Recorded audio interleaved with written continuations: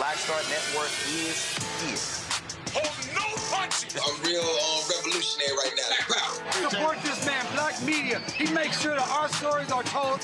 Thank you for being the voice of Black America, Roland. Stay black. I love y'all. All momentum we have now, we have to keep this going. The video looks phenomenal. See, this difference between Black Star Network and Black-owned media and something like CNN. You can't be Black-owned media and be scared. It's time to be smart.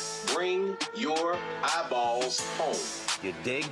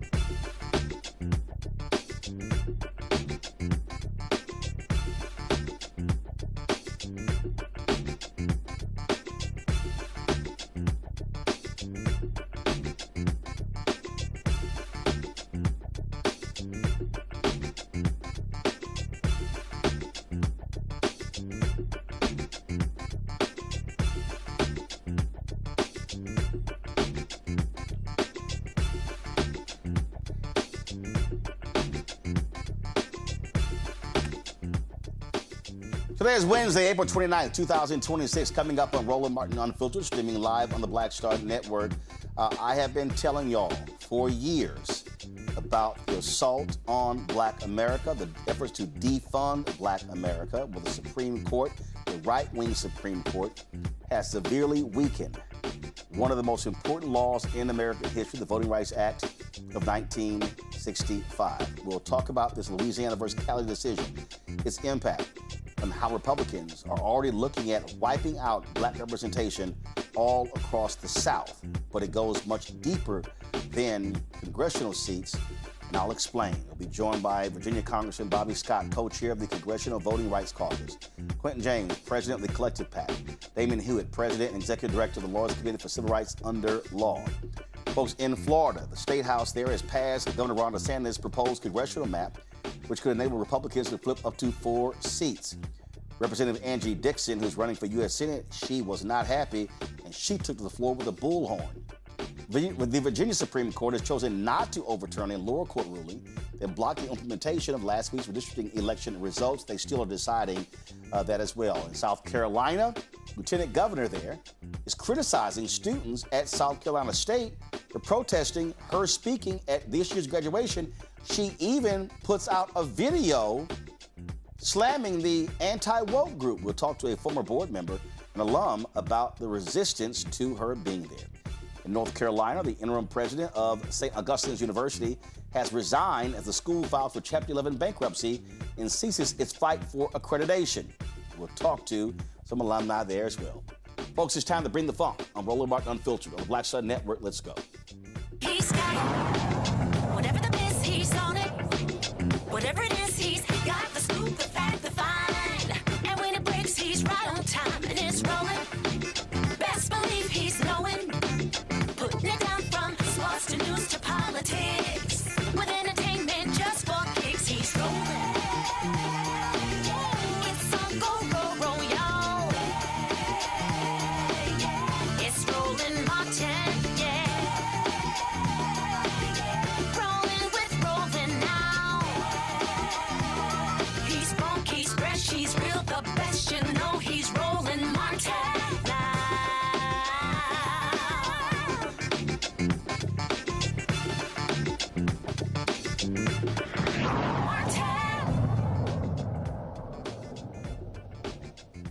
Folks, we've been predicting this day was going to happen. We have talked about the consistent attack on African Americans and voting rights and black political power. Well, the right-wing Supreme Court today, in a 6-3 decision, determined the Louisiana versus Cali case that actually is going to have a major impact on congressional seats, state rep seats, state senate seats, county commissioner seats, city council seats, where race was used in the creation. Now, this is an extremely strange ruling by this majority. They held that Section 2 of the Act, which prohibits states from using maps that dilute minority groups' voting power, requires plaintiffs to be able to, quote, disentangle race from lawmakers' race-neutral considerations so that a strong inference may be drawn that race was a factor. What the hell are they talking about? The 6-3 decision will make it far harder for plaintiffs to challenge future maps for racial discrimination, undermining a key understanding of the 1965 Voting Rights Act. Now, folks, to further break all of this down, and again, trying to get people to understand what we're dealing with, they were deciding a case regarding the 2nd black district in Louisiana. Here's the problem. The same Supreme Court allowed the creation of that very district. So the Republicans in Louisiana then tried to sue by saying, oh, race should not be used as a factor in that. All right, let's figure out what the hell they were talking about, because it's frankly being quite clueless. Damon Hewitt is the president and executive director of the Laws Committee for Civil Rights Under Law. He joins us right now. So, Frat, this ruling written by Samuel Alito is all over the place. Elena Kagan, who was one of the 3, she says that for all intent and purposes, what they've done is turn the Voting Rights Act into a name-only law. Well, exactly. It's like you have rights on paper, but no remedy in fact. The court has made it incredibly difficult. It's actually usurped Congress's authority. You know, back in 1982, Lionel Gwynne and others helped to get the amendments in 1982 to make clear that there was an effect standard, that it wasn't just intentional discrimination based on the bad Supreme Court decision out of Mobile, Alabama. Now, Justice Alito and the majority of the court has essentially overwritten that by basically changing Section 2, saying, we don't like that, we're going back to the glory days of the way it was. And that means that we have to prove intentional racial discrimination to get any kind of remedy. So this thing is bad all the way around. But look, let's just be clear for broader context, Roland. Black people we've never had fair representation in this country. As long as there have been elections in this country, there's been racial discrimination in voting. That's why we needed a Voting Rights Act. That's why we needed a 15th Amendment. to ensure that our rights to vote weren't abridged based on race, color, prior condition of servitude, as in slavery. And so what this makes it much less likely that we ever get fair representation. Now, we're not giving up, and we'll talk about that, I'm sure, later. We're not giving up, but this is a tough one. This is a bitter pill to swallow, and it is devilishly ingenious in its scope because it touches Section 2 and also touches racial gerrymandering. One last point, Roland. Juxtaposed against today's decision is yesterday's summary order that most people missed because it wasn't a full written opinion. You know about the Texas mid-decade redistricting. We and others litigated that at the Lawyers Committee and other organizations as well. We won the trial before a 3-judge panel. A Trump-appointed judge wrote the majority opinion. He said, this may look like political gerrymandering only, but this is racial gerrymandering. Here's why. He goes on for 60-some-odd pages explaining why. Several weeks ago, this Supreme Court issued a stay, meaning it paused that preliminary injunction. Yesterday, in a very short summary order, the court said, for the reasons we said before, y'all lose. So here's the juxtaposition. Like damn what he wrote. Exactly. Here's the juxtaposition. Intentionally targeting Black and Latino districts in Texas and Black and Latino voters for elimination is not racial gerrymandering to this court. Yet, as you said a few minutes ago, having a remedy to a violation of Black people's rights under Section 2 is racial discrimination, is racial gerrymandering. That is intellectually dishonest. That is hypocritical at best. That's what we are. Well, and also what it essentially allows for them to do is to say, oh, we can just disperse Black and Latino voters all over the place. And so even though they make up almost 40% of Mississippi, Mississippi has the likelihood of them creating a 4-0 all-Republican district and say, well, we don't care how y'all may vote. And the crazy thing is, which we all know, that partisan gerrymandering in the South has been racial. Yes. This idea that, oh no, these white conservative lawmakers, they're not drawing lines and factoring in race. They are. That was the Hart, Louisiana case. Exactly. They literally showed that even when Democrats are drawing it, it's about race. It always is. It's like racial gerrymandering is the evil twin of partisan gerrymandering or vice versa.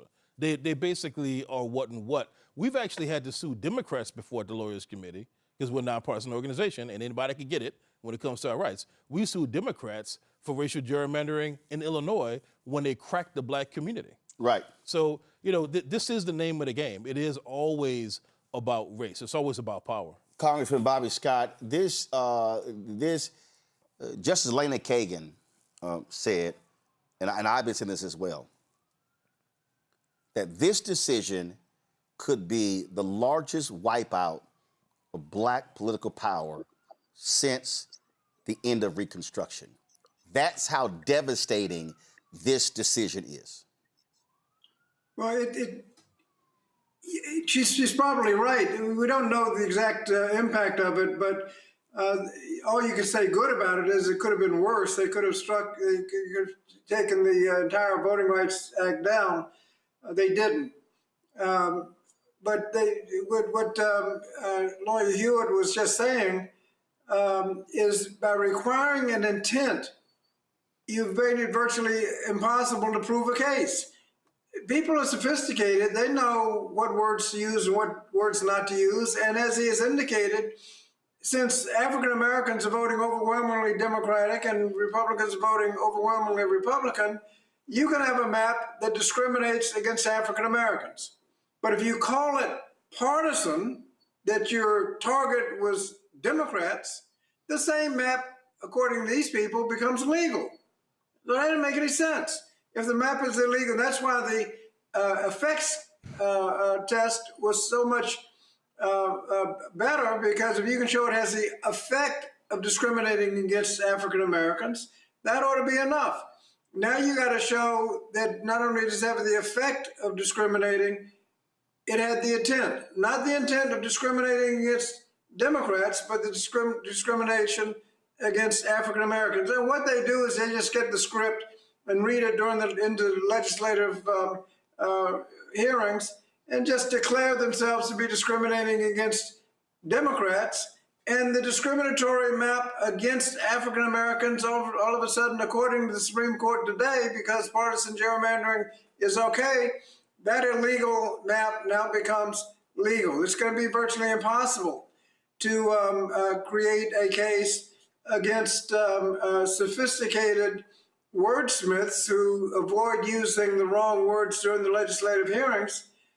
You're just stuck. It is a devastating case. And the devastating impact of these guys, we're in the middle of mid-decade redistricting, has been pointed out. They've done Texas, they've redone Missouri, they've gone after another seat in North Carolina. Republicans have redrawn, created eliminated 7 districts. It's interesting to note that of the 7, 4 of the 5 in Texas are represented by blacks or Hispanics. Missouri was Emanuel Cleaver's district, a member of the Black Caucus, just like Don Davis in North Carolina, a member of the Black Caucus. There is a pattern to what they're doing. So their intent is clear, but to hide it under partisan rather than racial as it is just making it more difficult to prove the case. And so they really sabotaged the Voting Rights Act by doing what they did today. So Samuel Alito, he writes a 36-page opinion, and he says that the Constitution almost never permits the federal government or state to discriminate on the basis of race.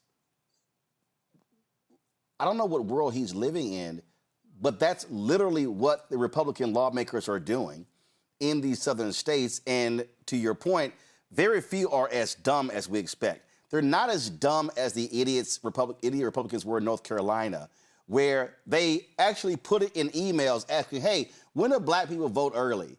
And that's what they said. That was a laser-like targeting of black voters. They targeted black voters with surgical precision. Right. And so they were so dumb they actually put it down on paper. And what they're now saying is that, oh, no, if they just simply say, no, we did not look at race at all. It was race neutral. And no, so if we're gonna grab 10% of blacks here and throw them over here, and we're gonna grab another percent and throw them over here, what they're saying is, oh no, so hey, I know your state might have 30, 35% blacks, but hey, those black people, they don't actually need representation. They should be able to elect a white Republican. What they do, though, is they look at the Democratic vote, which if you do an overlay, it's the same as the black vote. And when you discriminate against the Democrats, you are necessarily, in voting patterns all over the South, discriminating against blacks. And they want to get away with it by calling it partisan rather than racial. And I can tell you, they're telling themselves, because these people are not against partisan redistricting. There's legislation pending in the House now to prohibit partisan redistricting, so you have fair maps, not a Republican co-sponsor. We passed legislation a couple of years ago to prohibit. It included a prohibition against partisan gerrymandering, and all of them voted against that. If we're going to have fair maps, you cannot allow partisan gerrymandering. And when the Supreme Court essentially allowed that, they gave the green light to all kinds of mischief, including racial discrimination, because you can have a racially discriminatory map, but if you declare, oh, I wasn't discriminating on race, I was discriminating on party, all of a sudden the map becomes legal. That doesn't make any sense. They're discriminating. Damon, this is from SCOTUS blog. This was interesting. And guys, pull it up when you see it. They said, in this case, Alito said Louisiana's goal in adopting the 2024 map was racial. The state enacted it in the wake of the lower court's finding that the 2022 map likely violated Section 2 and sought to avoid having the court impose a different map that would have created a second majority black district, but which would also have, quote, have imperiled one of the influential incumbents the legislature sought to protect. The state did not have the kind of compelling interest that would have justified considering race in drawing the 2024 map, Alito wrote, because, quote, the state did not need to create a new majority-minority district to comply with the act. Yeah. That is because at every step of the Gingell's framework, the black voters challenging the 22 map failed to prove their case. Okay, but correct me if I'm wrong. The Supreme Court allowed the creation of this. They didn't overrule the lower court's ruling. They affirmed it. My home state of Louisiana violated the Voting Rights Act. In fact, before the Shelby County decision in 2013, every Louisiana redistricting plan, House at least redistricting plan, that was submitted for preclearance was found to be violative, or at least opposed by DOJ or a federal court. Every decennial census, every decade. So Louisiana has not changed its stripes. And you're right. That's the starting point, is that Louisiana discriminated against black voters, period. What Alito is saying, and I guess the rest of the convoluted passage from Justice Alito goes on to essentially say that, well, they didn't prove intentional racial discrimination. And unless you can prove intentional discrimination, then you cannot have this kind of remedy. But there's another piece of what he said that's really the gut punch to us, to Congressman Scott, to all of us, which is there's no requirement that just because a state could create a second or an additional majority black district that it must. But that's been the hallmark. It's essentially taxation without fair representation. It's having so many black people in your state, in states like Louisiana, Texas, which still has more black people, I think, your home state, almost anywhere else. Yeah, more eligible black voters in Texas than any state in the country. Exactly, right? So it's saying that states like that, even, see, what this is, Roland, is this is the evil genius answer to demographic shift. Yes. You know that additional 3 million people / voters in Texas over a decade period, which is why Texas was crying that it should have gotten another seat in Congress, right?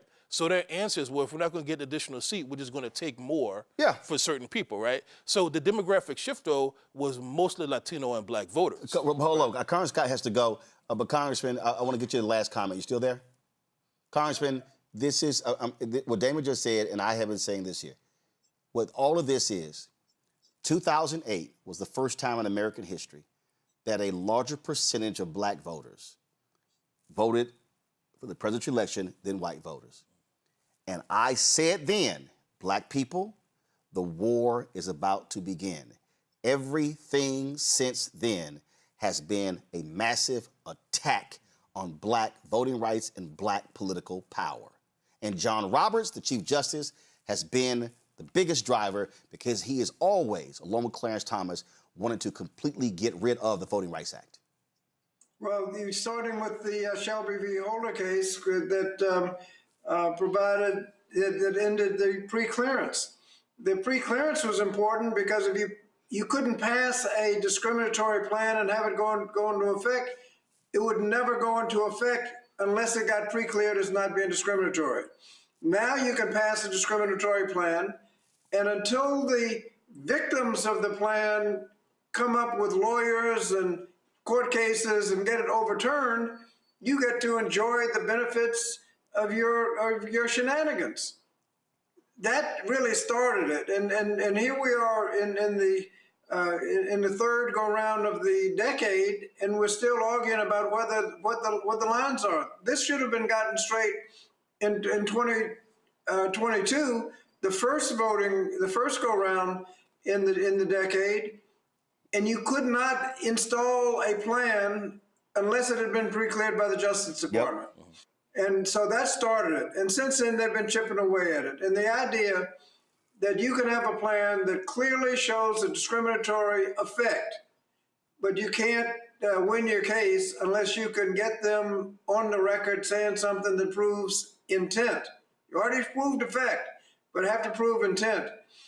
Just makes the whole thing much more difficult. And so we've been going backwards. We're going to fight. We're going to try to pass. If we vote this time and get a majority, hopefully we'll be able to pass a legislation to end partisan gerrymandering. Most of the lawyers I've talked to said that could be upheld, and that gets rid of all the shenanigans And then we just have to make sure we vote every time the votes are opened. And we had an opportunity in Virginia.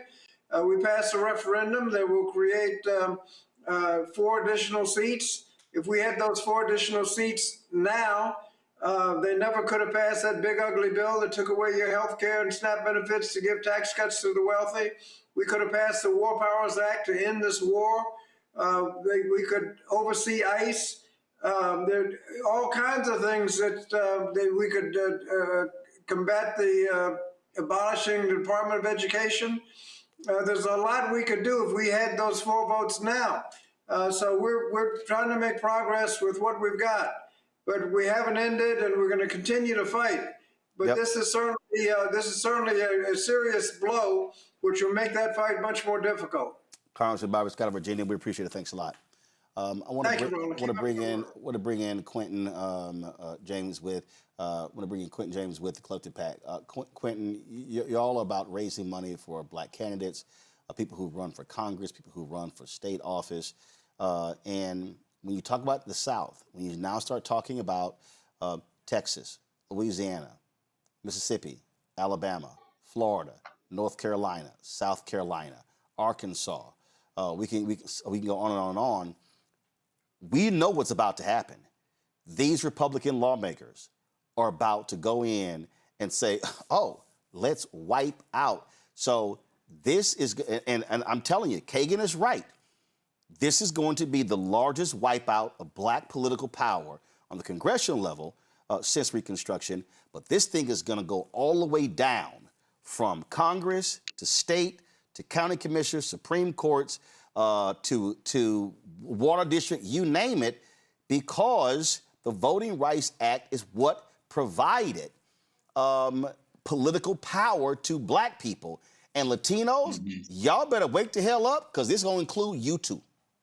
Exactly. I mean, this is what George Wallace and Bull Connor couldn't do, right? They've taken a knife and put it directly into Section 2 of the Voting Rights Act. And as you mentioned, this is about real power, about real seats. We're talking about up to 19 U.S. House seats from this court case alone. There are other cases pending that we're also going to be paying attention to. So another 27 possibly with gerrymandering.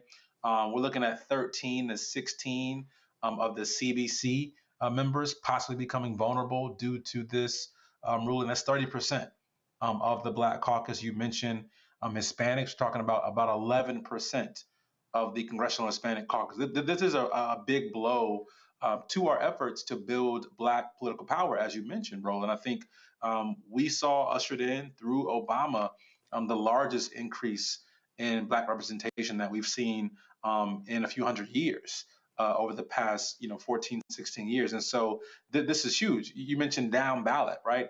About 191 state legislative seats are now possibly vulnerable across these 10 states that you mentioned, Roland. So this is big, but I think this is an attempt, right? We still have the power to try and prevent this at the ballot box. And I want people to make sure they understand that, is that we have the power to make sure this doesn't happen, right? 18 million registered Black voters in the country right now. If we all show up, not half of us, not 65% of us, if we all show up, we can stop this. But then I want to be critical, Roland, to my party, to Democrats. If we do get power, you have to know what to do with it.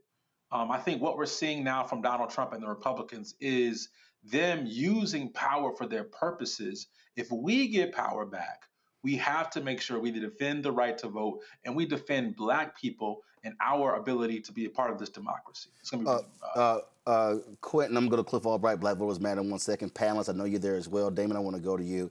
Go to my iPad. Already, I told you it didn't take long. This is from AL.com. Alabama Republicans push for a new congressional map after a seismic Supreme Court ruling. It's time to act. So what they want to do is they want to wipe out, these Republicans, they want a 10-0 map in Alabama. They want to wipe out the congressional seat of Terry Sewell in the Black Belt of Alabama. Alabama just got its second Black member of Congress in Shamari Figures. And that was because of legal battle, which the Supreme Court weighed in. They want to wipe that out. But what this is all about, they do not they don't want black representation because that means Democratic representation. And so their whole deal is we about to wipe all of this out. And so they want white people, white Republicans in Alabama for the entire state, a state with a sizable black population. This is like make Congress, make the legislature great again, quote unquote. I mean, look, the question is only how quickly will it happen, right? Florida's already moved forward with legislation today. You're talking about Alabama. Mark Elias, his folks have already filed a lawsuit against what they did in Florida. That's right. So, Alabama's primary is coming up very soon. I mean, there's a primary almost every Tuesday between now and mid-August. Georgia is in May. So part of the problem, which the Supreme Court supposedly locked stuff in, that you could try to change these maps, but listen, you're now altering who's going to be running in these primaries. So the question is, do the maps stay in place, or do they pass the maps and they go into effect in 28 and not 26? Most of them will likely be 28. It's a question of speed. I think for this midterm, just to be clear with all your audience, what happens in this midterm is going to be a question of the audacity and the capacity of the evildoers. Can they actually call the legislatures back into session and move quickly? Florida already did. Alabama may be doing the same. And does the court allow them? Will the secretaries of state do it? Well, here's the thing. There's no allowance, really, because there's no Section 5 for preclearance. We could file a new Section 2 claim, but we have to prove intent, or a constitutional gerrymandering claim, which also requires intent. Can we get a preliminary injunction or injunction from the court to stop these things? And I want your people to understand the ground game that we have and that we need for civil rights, for voting rights. The Lawyers Committee, Legal Defense Fund, Mark Elias on the partisan side, ACLU, Brennan Center, we all litigate so many of these cases.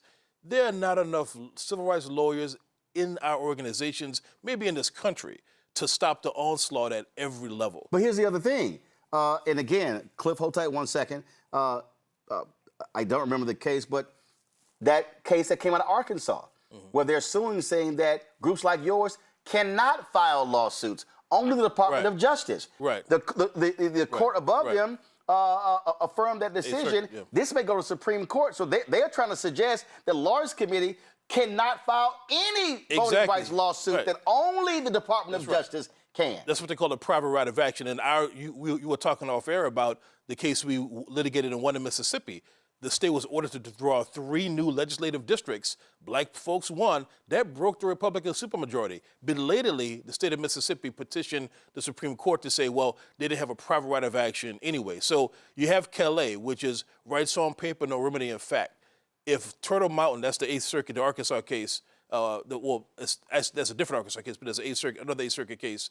If that case, Turtle Mountain plus our Mississippi case goes south, you have rights on paper, no remedy in fact, and no access to the courts.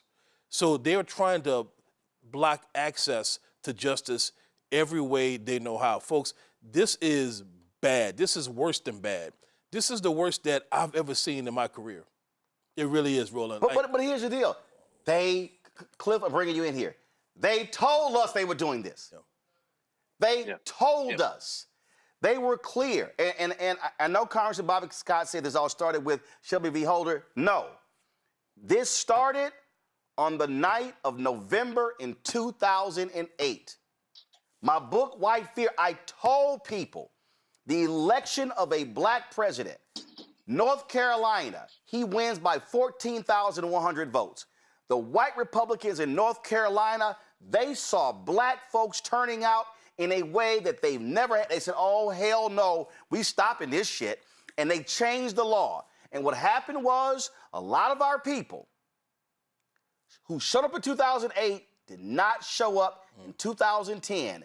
And when 16 legislatures flipped, they said, game on.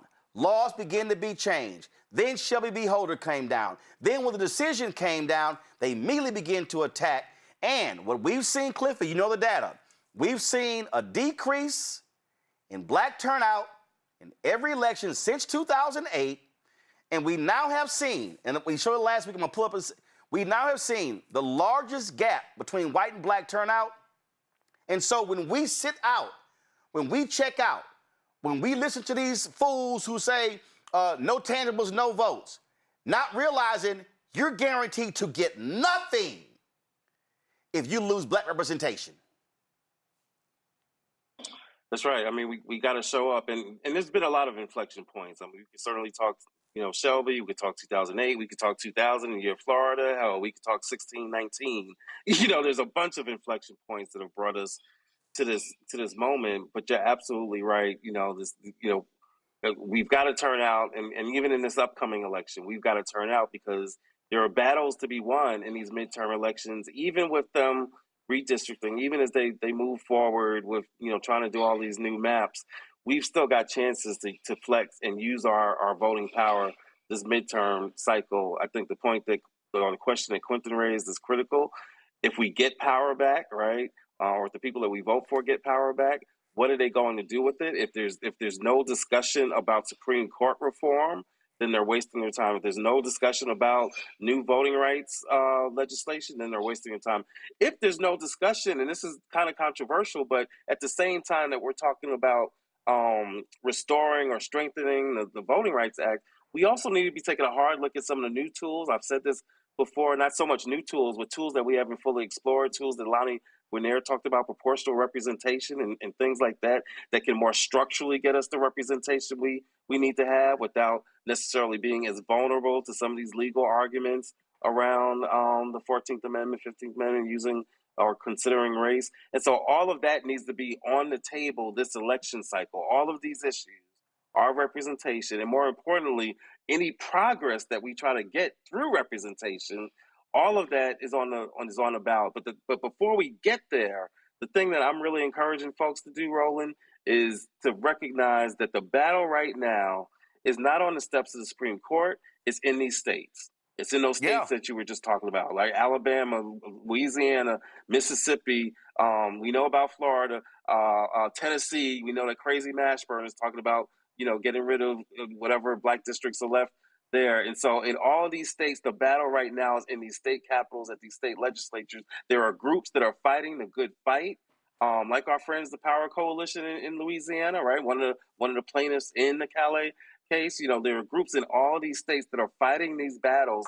They need amplification. They need support. They need financial support. They need volunteers. And so if you're upset right now, and you're looking for something to do, yes, we're going to be talking about the voter mobilization. That is absolutely critical, but we also need to be talking about helping these Sister Angie Dixon was on the floor in the Florida Capitol just today with a bullhorn, calling out this nonsense that they're doing in that legislature with the maps that they just passed today. There are organizers and organizations and legislators in these states that need our support right now. I'm going to bring my panel here. So to do a reset, folks, we've got Quentin James, Collective PAC, co-founder of Collective PAC, Damon Hewitt, who leads the Laws Committee for Civil Rights under law. We've got Cliff Albright, co-founder of Black Voters Matter. We previously had Congressman Bobby Scott. He had to go. We got Michael Brown, former chair of DNC Finance Committee out of D.C., George Cheney, founder of Joy Strategies out of D.C., Michael Imhotep, host African History Network show out of Detroit. Michael, this was put up by Good Authority last week. Go to my iPad. Racial gaps in turnout are increasing. If you look at this here, you see right here, the graphic here, white turnout, how it is above 70%. Black turnout dipped in 2024 below 60%. You see AAPI in the mid-50s, Latino turnout at around 50%. If you look at that line, you see right there, 2008, 2012, black turnout was at its highest ever, and you see it exceeded the white turnout. But ever since then, you see that white number, that black line going up, and that blue line going down. Michael, what I have been saying, I have been yelling to black people, is that you cannot expect to change politics if your power is sitting at home. I have been saying that black political turnout has to be at a minimum of 70% turnout to counter white turnout. And what the problem is, whether it's Louisiana or so many other places, if we're turning out at 52, 55, 57, ain't good enough. Our turnout has to be minimum 70. It has to be 75, 78, 80, 82, 85, 90. And if we vote in those numbers, We actually win races. We win statewide races. You got two folks who are running on the Democratic side for the Supreme Court in Georgia. That's winnable. They just won 2 seats in the Public Service Commission. You got the primary coming up, and you got folks who are running for state attorney general and other races. But we are not going to be able to counter any of this when too many of our people are checking out of the process, picking the couch, but then complaining about what we don't have. Well, if your ass don't show up, you're guaranteed not to get a damn thing. You have been talking about it for a long time. You've been screaming and yelling about it for a long time. And politics is not a spectator sport. You have to be involved, and it's all the time. It's not just around elections. It doesn't mean you have to focus your whole life around politics. But just as one of your other guests was speaking earlier, it's also after the election. What do you do to hold folks accountable and keep that pressure up? For example, we had the Clinton, after Clinton won in 92, had the House and the Senate, did nothing about codifying any of these particular laws. Obviously, same in 2008, when Obama won, had the House and the Senate. So we've had these opportunities to do what now Republicans are doing, which is we're not going to play around. When we get power, we're going to use it. It's time for my party, our party, to stop doing the kind of kumbaya, let's all get along, let's be nice, let's try to figure everything out and work together. We're not at that stage anymore. We haven't been for quite some time. Because these folks are playing forget just blood, they're playing to wipe anybody of color out.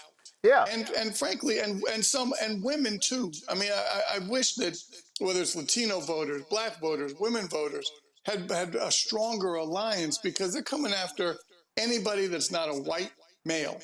And so this is serious. And frankly, when Justice Alito writes an opinion like that, all he does is walks down the hall and asks Clarence, "You okay with this?" But Alito knows the answer. He knows Judge Thomas is going to say, "Yeah, I'm fine with that." And so that's also part of the problem is the Supreme Court. That's where elections do have consequences, making sure you have the judges in there to make the right decisions. We tried, Joy, to Michael's point there, it was a whole bunch of Democrats who said, oh no, Roe v. Wade, I mean, that's settled law. There's no such thing as settled law when a Supreme Court can overrule a previous decision. And so to that point there, if you don't use your power and lock it in, then you leave it up to a new court to decide whatever they want to decide. And that, to me, right here is where we're faced right now. And again, on this show, on my TV One show, we have been trying to tell people this over and over and over again. And people are now beginning to realize, oh, this is truly FAFO territory we're in now, because they don't understand when you start wiping out political power, you're wiping out access to billions of dollars. You're wiping out who controls legislation, who sits on committees. And that's what I'm saying. Folk don't understand how significant these decisions are because the cascading impact is real. That's right. I mean, for folks who don't understand their history, they are literally about to live it. What the Supreme Court did today was to further entrench a return to Jim Crow. And they're happy to do it. And they do it in the insidious way of saying it's race neutral when they know it's not. They know it's not. Just look at what they've decided in the past. They're deciding to do it now because they see an opening. And there are white people who are saying this is what we want and it's okay. This is not about politics and just, it's just the majority deciding. No, this is about racism. And as Michael said, and as you've said, Roland, in the case of gender, it's about sexism. It's about anything that is not white and male. And so I think for those of us who may not have really understood, I know everyone on here did, we are in the middle of a war. And it's not, it's a Cold War in some respects. And so for some people, that doesn't feel present. And so they're not acting as if they're in a war. But we are absolutely there. We saw it spike in some places on immigration where it felt physical. But for a vast majority of us, it's a war around access to benefits, access to resources, access to the ballot, fair representation, all of those things. And we are not acting like it. We have Democrats excuse me, who are far too passive and comfortable with where we are, and they aren't understanding that we have to vote. I had a unfortunate conversation with a seemingly intelligent young woman a couple weeks ago who said she wasn't going to vote for Democrats and wanted us to fail as to prove a point. And I'm like, fool. And I said it. I was upset. You are too privileged to sit here and make that kind of statement. Right. What you are doing is sitting in Washington, D.C., trading away the rights of other people, but soon, too, will be your rights. Right. This is not the time to worry about you don't like Democrats, you don't like that. You have got to vote. And as Damon said, many of these things that is a race, it's a race against time. They may not be able to do it all in this election, which means it is very important that we are voting in November. This may be it. It may be the last opportunity to make a significant difference.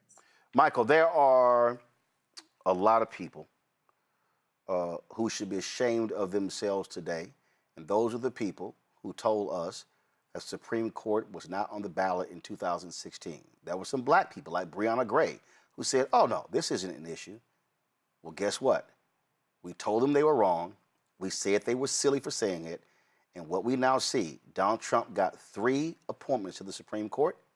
And the reality is, if Alito and or Thomas chooses to retire in the fall, they're going to approve 2 young Supreme Court justices to lock in that 6-3 majority for a very long time. We keep trying to tell people, the president may only be there for 4 years, maximum 8 years, but Supreme Court justices will be there for life. Absolutely, Roland. You have black elitists like Dr. Eddie Glaude, who was on MSNBC, and he was also on your show, News One Now, in 2016, telling black people, telling people in general, vote for everything except president. Leave president blank. Okay? And this, once again, this is a consequence of the 2016 presidential elections. I said it on the show before, not just 3 Supreme Court justices, but also about 234 federal judges that Donald Trump got put in place as well, which are lifetime appointments also. And I've talked about the Mississippi State Convention of 1890 here before, and I said, these Republicans, these conservatives, and Project 2025 are trying to take black people back to the Mississippi State Convention of 1890, where they rewrote the state constitution, imposed poll taxes, literacy tests, but also a felony disenfranchisement law, so that if you were convicted of a felony, you lost your right to vote for life.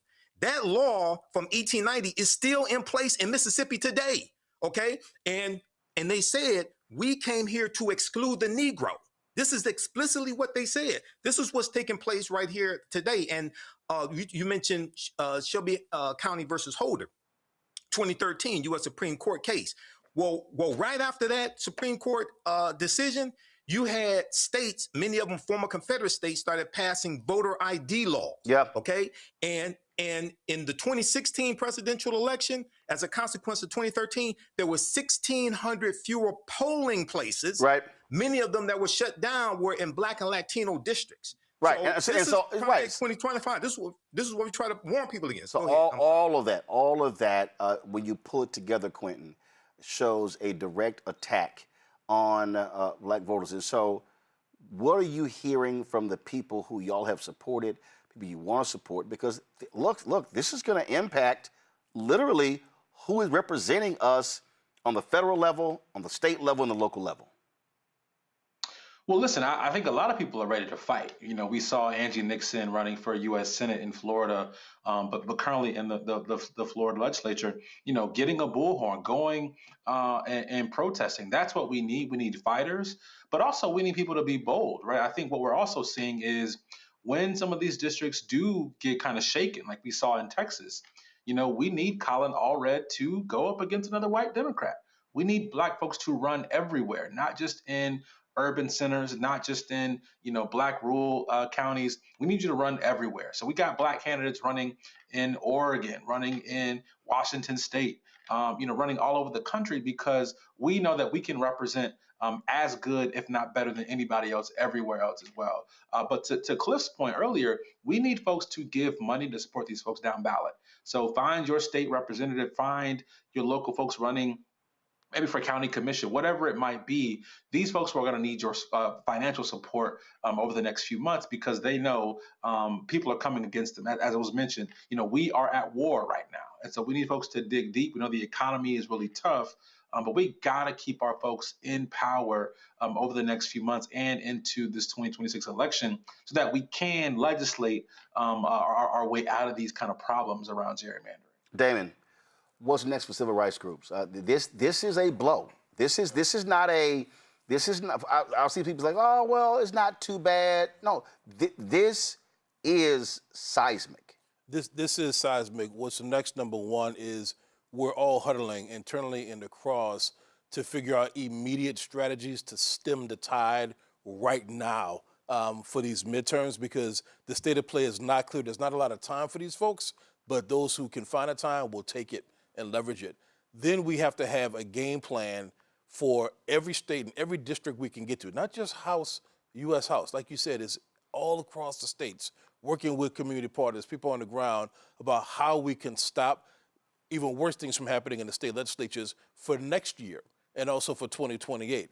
But then we also have to do what Cliff said, Roland. We have to get new strategies, whether that be alternative voting methods, whether that be new statutory frameworks. We're clear. We can't fix what happened today by federal statute, but the least Congress could do is actually give us a more robust version of the John Lewis Voting Rights Act than we've ever had, right? So that's the least that we can do. So we're going to be in those fights overall. But look, here's the truth. Things are going to get worse before they get better.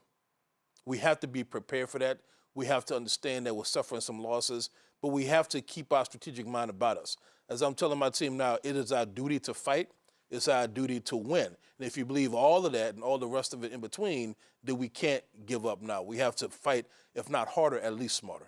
Cliff, in her dissenting opinion, Justice Elena Kagan said, she described this creation of a district, a circle, and she said, in this not so hypothetical, she said the state legislature decides to eliminate the circle district, slicing it into 6 pie pieces, and allocating 1 each to 6 new, still solidly white congressional districts.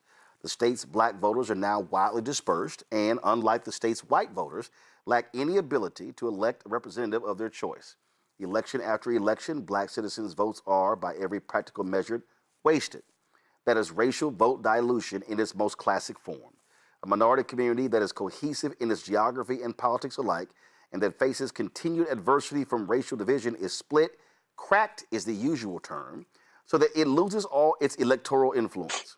Members of the racial minority can still go to the polls and cast a ballot, but given the state's racially polarized voting, they cannot hope in the way the state's white citizens can to elect a person whom they think will represent their interest. Quentin talked about, again, how we still have to vote. And Damon said the same thing. I've been saying the same thing. If there is a moment that this generation has to, pardon my French, wake the fuck up and realize we can have all of these, the conversation Joy was talking about. We can have all of these esoteric, silly-ass conversations. But what we had better understand is that there is a side that wants to wipe out, and I call it defund Black America. They are targeting everything political, economic, legal, health. They're targeting the entire black infrastructure. They believe that the 3 Reconstruction Amendments, the 13th, 14th, and 15th Amendments, they believe the 64 Civil Rights Act and the 65 Voting Rights Act and the 68 Fair Housing Act, they believe the downfall of America is a result of civil rights laws and these laws, not discrimination. And the only thing that we have to stop them is the power of the ballot box. And so what is your marching orders for people between now, as a result of this decision, and what must happen now? Yeah, I mean, again, the first marching order is to protect these states where all this redistricting is going to be taking place. But, to your point, the other marching order is for us to, as you said, to wake up, to make the connections. What's interesting is that you got a lot of folks that will agree with you about, oh yeah, they don't like us, they have to get us, these are bad policies, but but I haven't felt it yet, right? That's something that we've actually seen in some of the surveys and focus groups. Like, oh, I haven't felt it. And there are people that still, for whatever reason, are not connecting the dots to whatever it is that you are feeling is directly connected to this issue. Like if you're upset because gas prices are high or housing affordability, guess what?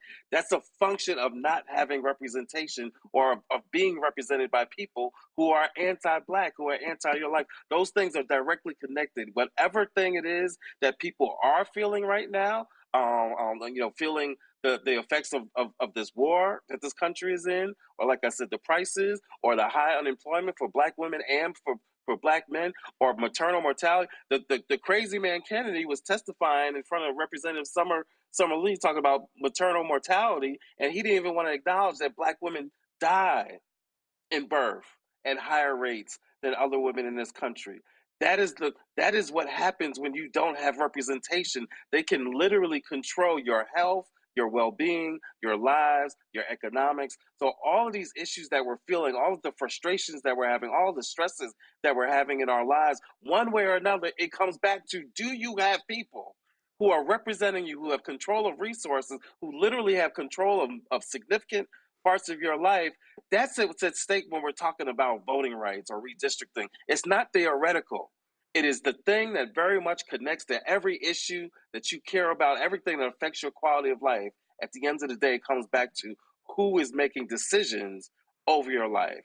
Once you can connect those dots, then you know that your mandate, your job, your Black job is to get out there, to not just get out and register and vote yourself, but to then go get 10 other people, go get 20 other people, to spread the word, to become an organizer, because that is our belief, that everybody we touch is an organizer. And if we all do our job of going out, doing our part, and then touching 10 other people, whether we're touching with our voice or with our artwork or with our kitchen or with our faith or whatever it is, if we do our part, then they can't stop us. But if we refuse, if we give up, if we don't believe in ourselves or don't believe that this voting process matters, then they've already won. And that's just not the story of our history in this country. Cliff Albright, Black Voters Matter. We appreciate it. Quentin James, Collective PAC. We appreciate it. Damon, I'll read this last one for you for your final comment. Justice Kagan wrote this here, writing for the three justices who dissented. Under the court's new view of Section 2, a state can, without legal consequence, systematically dilute minority citizens' voting power. Of course, the majority does not announce today's holding that way. Its opinion is understated, even antiseptic. The majority claims only to be updating our Section 2 law as though through a few technical tweaks. But in fact, those updates eviscerate the law so that it will not remedy even the classic example of vote dilution given above. Without a basis in Section 2's text or the Constitution, the majority formulates new proof requirements for plaintiffs alleging vote dilution. Those demands, meant to disentangle race from politics, leverage two features of modern political life: that racial identity and party preference are often linked, and that politicians have free rein to adopt partisan gerrymanders. Here she's saying is, don't fall for the okie doke. This isn't, we just reformulating. No, she's saying, no, you're trying to completely gut the law without saying you're gutting the law. The only way we can make sense of these horrible decisions, not just today, but over time, is through the dissenters, like Justice Kagan, Justice Sotomayor, and of course, Justice Jackson. Elena Kagan ain't never lie about this, for sure. She is telling the exact truth. And it reminds me of that Harvard and UNC affirmative action case that we also litigated and argued in the Supreme Court. The court didn't say it was overruling precedent. It underruled precedent. right? It basically said, not that much to see here. We're just bringing things into contemporary context. Something really crazy for textualists and originalists, people who say you got to look to the way things were 200 years ago. But here's the deal. Our superpower is not just our stereotypical resilience. Our superpower is our ability to innovate. Our superpower is our ability to push through and persevere, and it's through all the means that all of the panelists said, but also by voting. But people, I need everybody to make a plan. We have a lot of people out there who don't know where they're supposed to vote because they've changed polling sites and polling hours and early voting and mail-in voting requirements so many times in the last few years alone. We have people who don't know if they're actually still registered because they've been purged. The best way not to be purged from the rolls is to be a chronic voter. But right now, we need everyone to check their status. Call 866-OUR-VOTE. That's the election protection hotline. It is our vote for a reason. It is for us, by us, but we serve everyone to make sure that people understand the rules of the road, they understand where they stand, and also you can vote in time for these primaries if it hasn't happened in your state already, and you can also vote in that general election. Make sure you are situated, that you are registered, and that you know how to vote your issues, how to vote in your interests. Damon Hewitt, Laws Committee for Civil Rights under law. We appreciate it. Thanks a lot. Folks, the Congressional Black Caucus held a news conference today discussing this decision. This is what they had to say. So let's tell the truth, plainly and without apology. American democracy has never been fully formed and has never been equally accessible.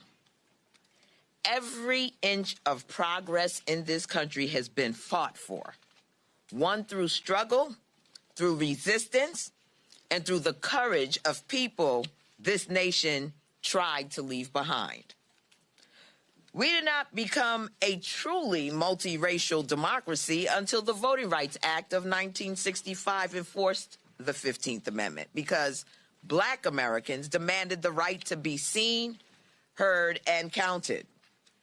That progress was paid for in blood, in sacrifice, and in unbreakable resolve. And now, 60 years later, we are watching that progress be ripped away. With its decision in Louisiana v. Calais, the Supreme Court has opened the door to a coordinated attack on Black voters across this country. This is an outright power grab. It's about silencing Black voices, dismantling majority Black districts, and rigging the map so that politicians can choose their voters instead of the other way around. We have seen this before. We know exactly what this leads to, and we will not go back. For years, we've sounded the alarm on the Voting Rights Act as the Voting Rights Act was chipped away piece by piece. Today, the consequences are here, and they are dangerous. Let me say this clearly. The legitimacy of this court is in crisis. This is not the court of Thurgood Marshall. This is not the court that delivered Brown v. Board of Education. This is not the court that expanded freedom and moved this nation closer to its ideals. This is a court that is turning back its back on that legacy and on the people it is supposed to serve. But we're not powerless, and we're not backing down. The Congressional Black Caucus is prepared to take any measure necessary to protect Black voters in this country. We are demanding an immediate vote on the John Lewis Voting Rights Advancement Act, and we will not accept delay, obstruction, or excuses. We will... Yes. And we will go further. We will fight for Supreme Court reform. We will pursue term limits for justices, and we will do what it takes to restore integrity, accountability, and trust, because no institution is above the people it serves. Today's decision by this illegitimate Supreme Court majority strikes a blow against the Voting Rights Act and is designed to undermine the ability of communities of color all across this country to elect their candidate of choice. But we're not here to step back. We're here to fight back. Yes. Now, when this decision came out earlier today, it's an unacceptable decision, but not an unexpected decision, because this isn't even really the Roberts Court. It's the Trump Court. Yes. And what we would expect from the Trump Court is an effort to continue their scheme to suppress the vote and rig the midterm elections and beyond. Because these extremists have failed America in every possible way. They failed on the economy. They failed on health care. They're failing as it relates to this reckless and costly war of choice. The extremists have completely and totally failed America. That's right. So they've concluded, aided and abetted by the Trump court, that they have to cheat to win. Yes. But the reality of our experience, our journey, now more than 400 years, is that we view a setback, and this is one, but we view setbacks as nothing more than a setup for a comeback. That's right. And America has the great opportunity to keep the comeback going by exercising your right to vote in November and making it clear that it's not Donald Trump or his Supreme Court majority that should be the ones to decide who gets to represent you in Congress. It's the American people. That's right. Now, they've tried to do everything they can, particularly in the aftermath of the 2008 election. They've tried to do everything that they can to eliminate and erase our journey, our struggle, our march in this country toward a more perfect union. And now we're at a point where affirmative action is gone, diversity is gone, equity gone, inclusion gone, racial tolerance gone, the Voting Rights Act largely gone. But guess what, extremists? We're still here. That's right. And we're not going anywhere. And we believe in this country. That's right. Not a perfect country, but we recognize that what we've been given is a march toward a more perfect union.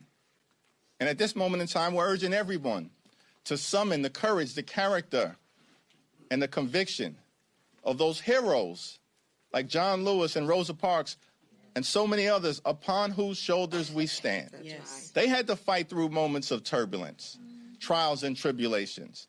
But every single time, they fought through those moments and were able to usher in a new era of progress. That's right.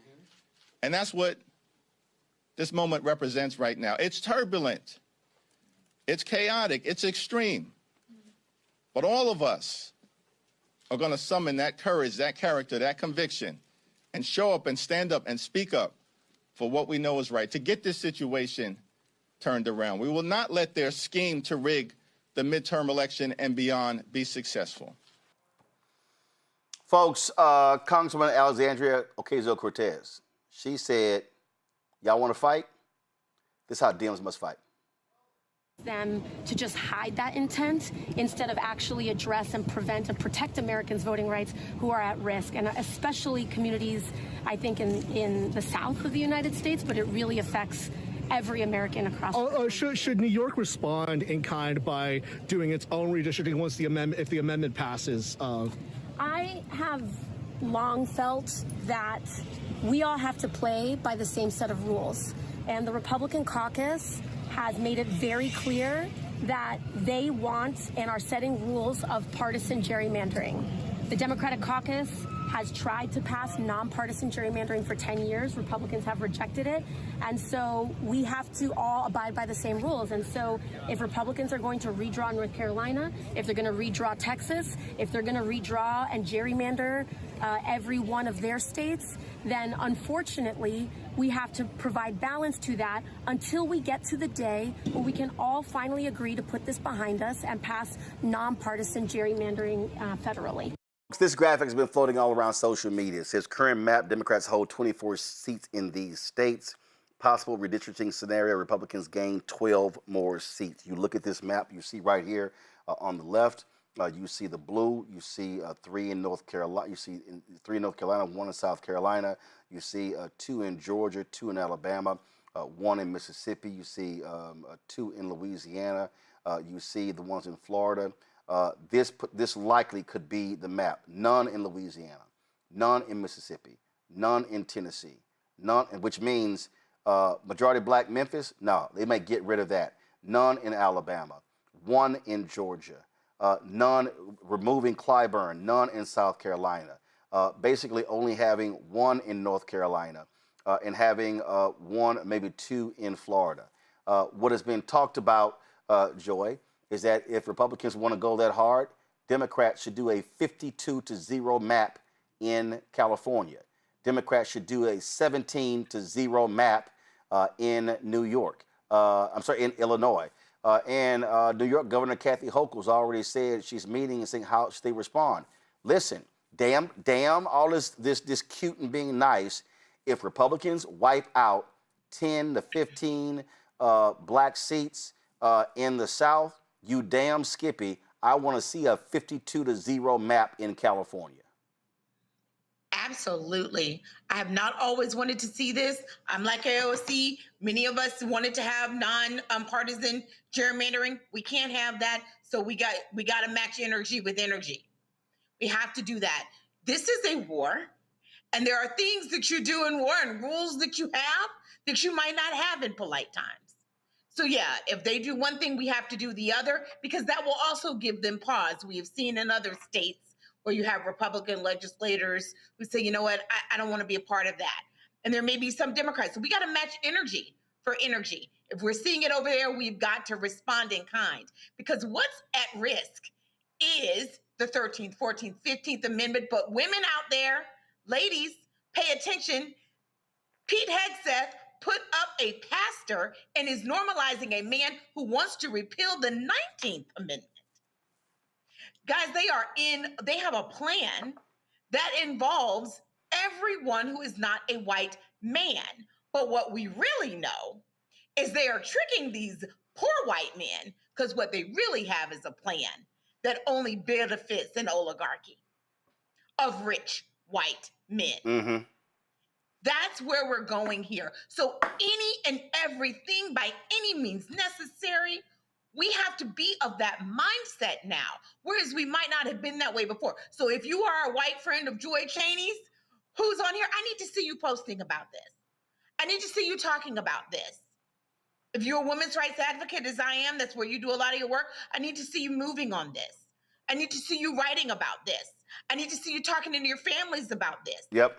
Blowing up the table about this. Yep. Because that's where we are right now.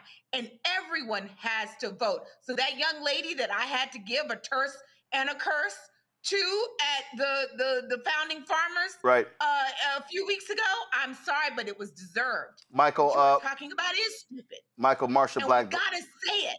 Marsha Blackburn, who's running for governor of Tennessee, posted this. I urge our state legislature to reconvene to redistrict another Republican seat in Memphis. It's essential to cement Donald Trump's agenda in the golden age of America.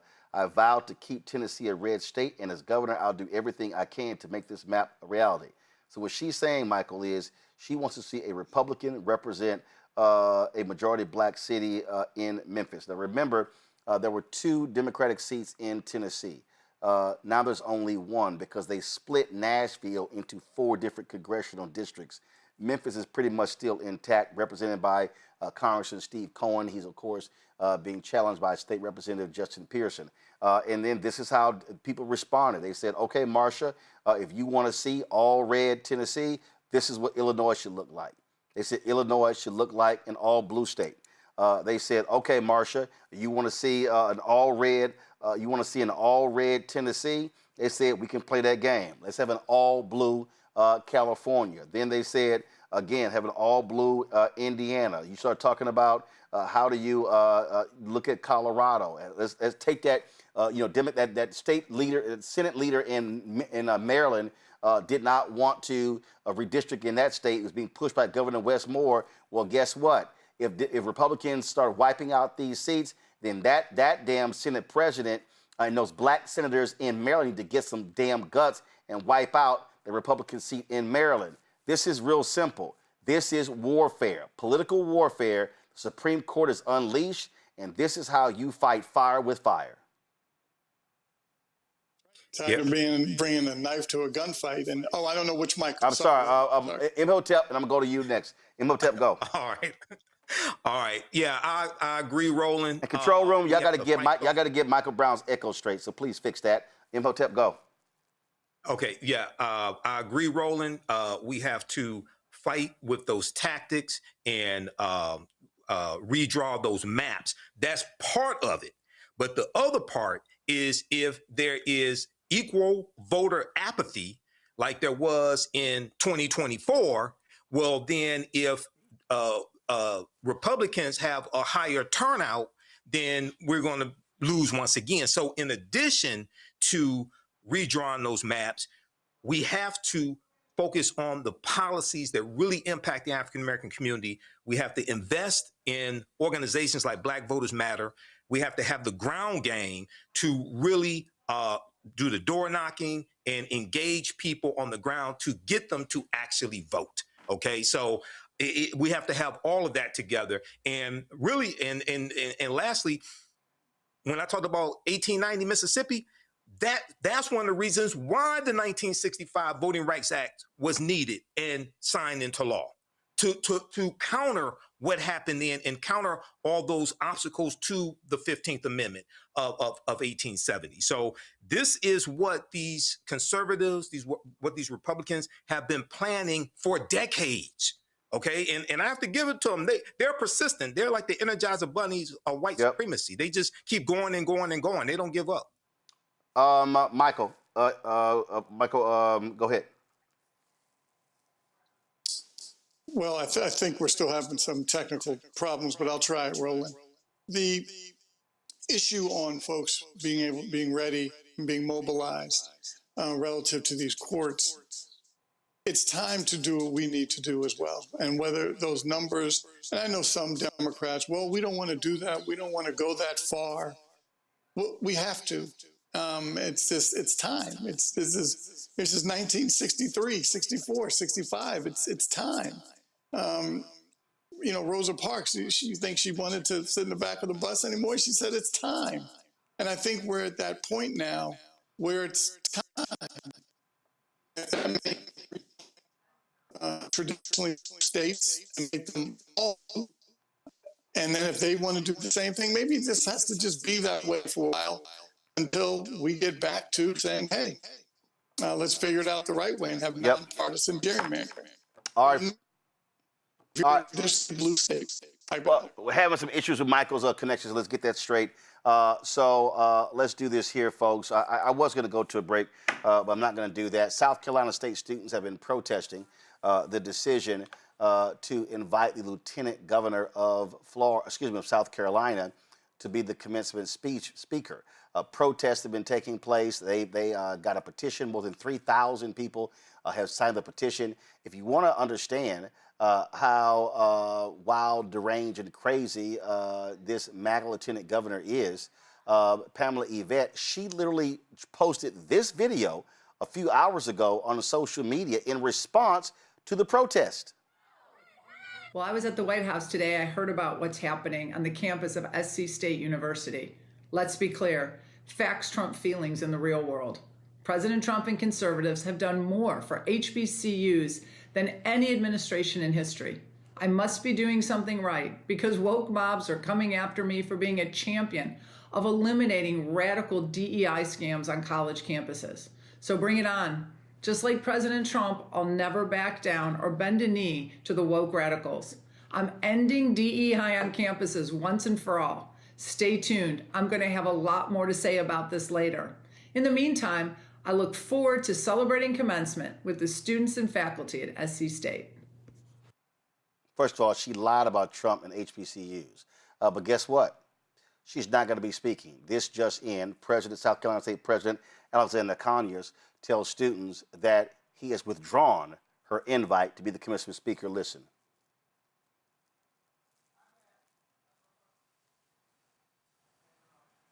Yesterday, what I saw today, college students exercising their free rights, one that I swore to protect, one that I served 28 years in the Army willing to give my life for. So how someone can confuse what happened, and perhaps because that person wasn't here, and that person got second or third-hand information. But I certainly sat in a 2-hour cabinet meeting yesterday without even knowing students were downstairs. So again, what you have done for the past 2 days, I must admit, you've done exactly what I did some 35 years ago here as a student on this same grounds. Now, with that being said, we can't pull back what's out on social media. We can't pull back what people think. But I certainly don't want people to think that the students here at South Carolina State University, future educators, doctors, lawyers, attorneys, scientists, business owners, are thugs, or think that they're a mob. And I welcome anyone on this campus, in this state, in this nation, to come onto this campus and have a constructive dialogue, exchange ideas and viewpoints with our students, with you. Because I know, I've watched many of you for 4 years now, and I know that you can hold your own against the best of them. And with that being said, I know the temperature in the country now, and because of what's out there now, I don't want anyone showing up on this campus thinking that something is different and not knowing what those thoughts may lead to. And I certainly would never intentionally place our students, our faculty, our staff, our visitors in harm's way. And with that being said, because of that, because of the unknown, because of we don't know how everyone thinks, I've made the decision to rescind the invitation to the Lieutenant Governor to speak at your commencement.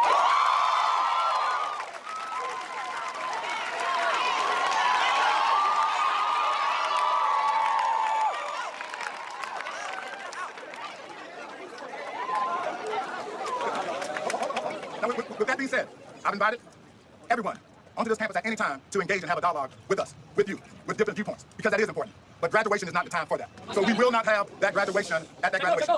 Again, you've heard my statement. For my student leaders, where are my student leaders?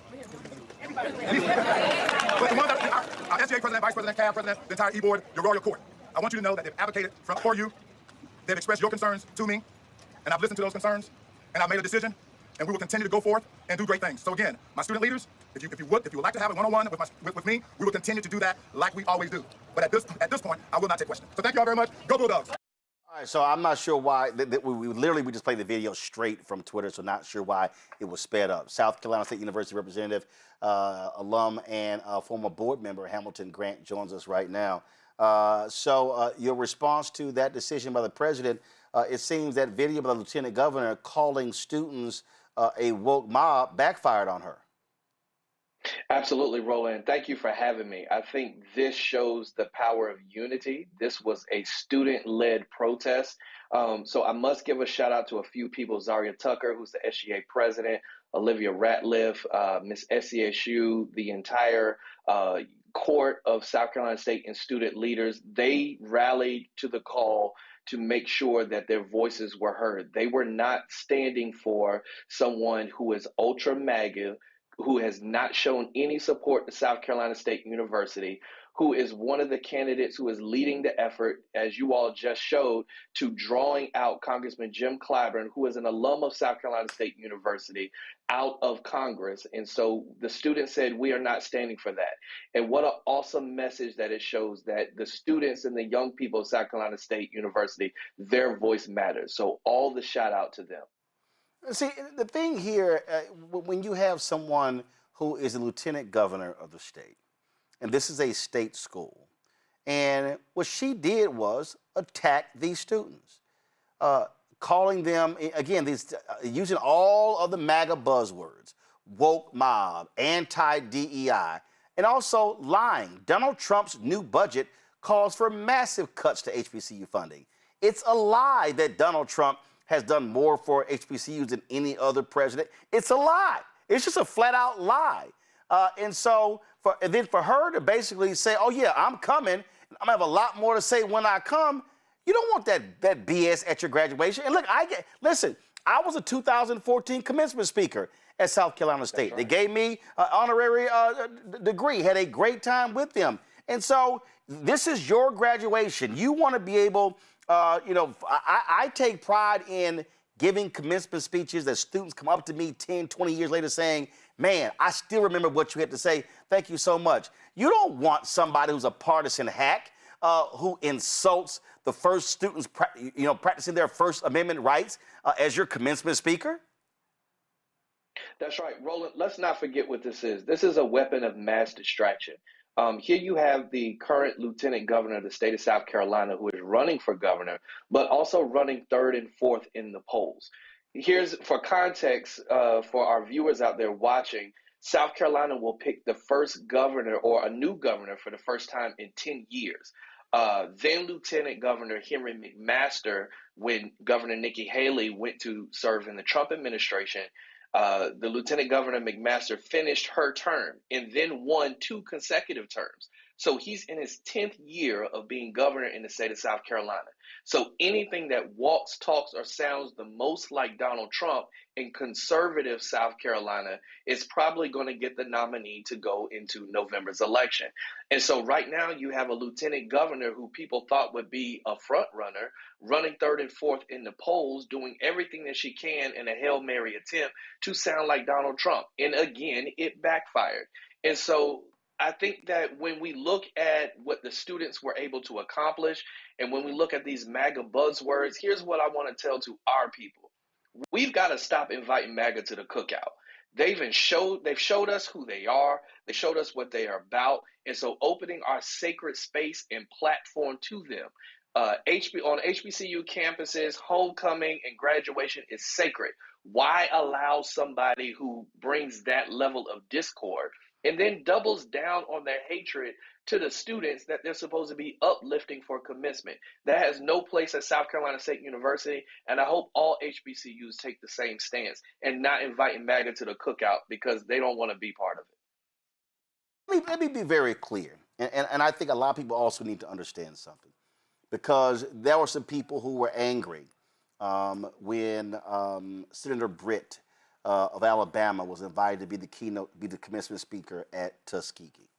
You had a Republican in Georgia who was invited, who gave the commencement speech on Saturday at Morehouse School of Medicine. He actually, though, was a graduate of the Morehouse School of Medicine and was the student body president at the Morehouse School of Medicine. And let's be clear, okay? I need people to understand. If you're a public HBCU in Florida, in Mississippi, in Alabama, in Louisiana, in Texas, in South Carolina, in, in Tennessee, you have Republican governors, Republican legislatures. The people that control the purse strings, they are Republicans. And these schools have to, look, they're trying to get research dollars, they're trying to get government funding, and we get that. But there's a difference between, in the case of Senator Britt, listen, she secured millions of dollars for Tuskegee in research. And guess what? That's what she's supposed to do, because she's one of 2 United States senators, and they are a school in that state, even though they're not a public institution. But there's a difference between Republicans in leadership who are supportive of HBCUs and then somebody who is bringing that type of rhetoric to the table. So what they're basically saying is, I'm looking to gin up a fight. As opposed to, as the president said, when he said that she was invited because of her record as a business, go to my iPad, she was invited because of her record as a business leader and entrepreneur, as a founder and former CEO of a company that grew from a startup into a billion-dollar enterprise. He said that's why she was invited. But she decided to turn this thing really, really, really political. Absolutely. And let's be very clear. She did not invite herself. So while I'm glad it is that the president and the administration made the right decision to rescind the offer, in my opinion, the offer should have never been given in the first place. Lieutenant Governor Evatt has always showed who she is. I'm the co-chair of the HBCU caucus here in South Carolina, along with Senator Deion Tanner, who's another South Carolina State alum. And when we launched this initiative, we had support of our Republican president of the Senate, the Republican Speaker of the House, the Republican governor of this state. Not one time did we ever receive any support or statement from the lieutenant governor. Not one time has this lieutenant governor served in the General Assembly and been responsible for allocating funds to South Carolina State University or increasing the HEAP funds that would allow private HBCUs in the state to get some more funding as well. So this whole notion of being able to invite this person or invite individuals because somehow it's good for HBCU business because they can slide us in on the budget on the front end when they show no track record of supporting HBCUs in the first part. I think we've got to have a better conversation about what this is. This is not a business decision. We are not pimping out our HBCUs for the potential of elected officials coming so they can get good photo ops and do nothing when it comes to the budget. The Biden administration sent Governor McMaster a letter a couple years ago, along with other HBCUs across the country that are land grant institutions. South Carolina State was showed that it was owed $500 million of underfunding. And so we have not made enough progress, in my opinion, to increase that funding. So we still have work to do. But potentially inviting a gubernatorial candidate that you think may be a front runner or that you think may become governor leaves so much up to happenstance. And if that person doesn't win, then we're stuck at square one. So I think we've got to be very, very specific on who we allow in our spaces, what kind of conversations that we're having across the aisle, and how do we make HBCUs important to all races in all parties. And so I think that's the main message and takeaway that we need to be looking at from this from a policy standpoint here in South Carolina. Hamilton Grant, we really appreciate it. Thanks a lot. Thank you. All right, go to my panel here. I mean, the question really is, and I remember, Michael, when Betsy, what was her name, DeVos, when she got invited to be the speaker at Bethune-Cookman, and there were protests. But there have been other, when Texas Senator John Cornyn was invited to speak at TSU, students protested. I think that was also pulled as well.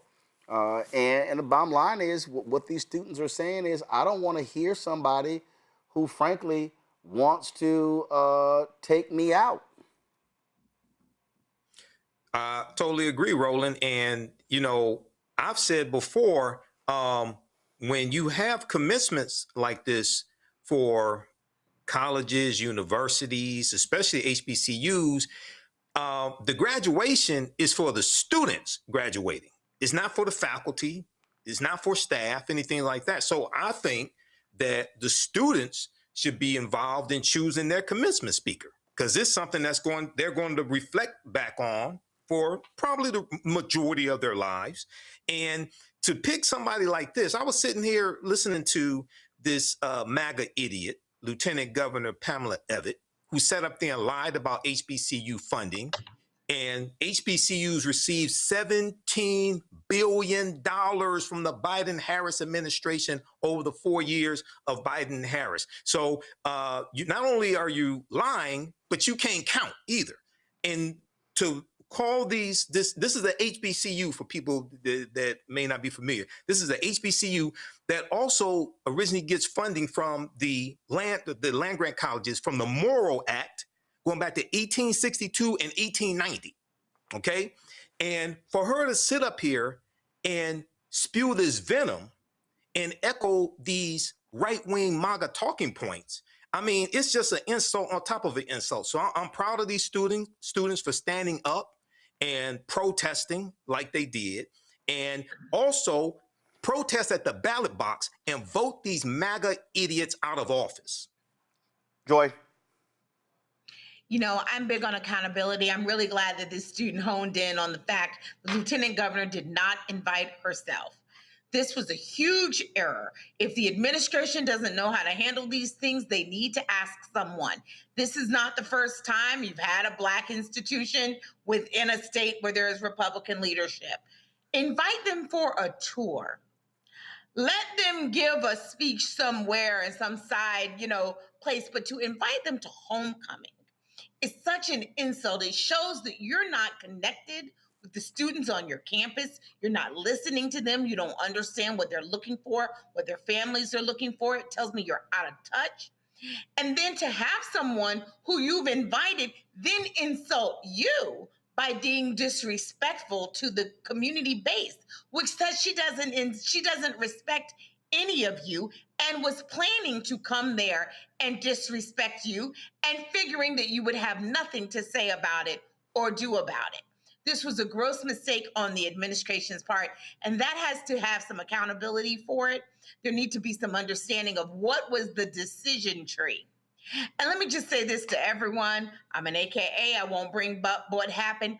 Friends, if you are in a position of leadership, everyone does not deserve the right to your platform. You don't have to give everyone the right to your platform. It's always about what's your brand, what matters to your constituents. And in this case, it's students if you're on a college campus, no matter what college campus. And it's one thing if the student body is of mixed mind about it, then that's a different story. But even there, you want to bring someone who brings people together, not tears them apart. Especially at commencement, this was a gross error in judgment, and the board and they need to understand the decision tree that allowed them to pick someone who was on the record as disrespectful to the college campus, both the students that go there, but also just in tone and tenor. This is really important, and it's a reminder to all of us who even operate in bipartisan spaces, as I do. Yep. Not everyone has a right. There are many Republicans out there. You don't have to pick the most incendiary ones. All right, got to go to a break. We come back. Drama in North Carolina. St. Augustine's filed for bankruptcy. We'll discuss that next right here on Roland Martin Unfiltered on the Black Star Network. With medicine and science under attack, I want to keep you and your family informed and healthy. I'm Dr. Ebony Hilton, and I knew at the age of 8 that I wanted to be a doctor. So I studied hard and became the first African-American female anesthesiologist hired at the Medical University of South Carolina since its opening in 1824. And I always say I was made into a doctor, but I was born to be a mom.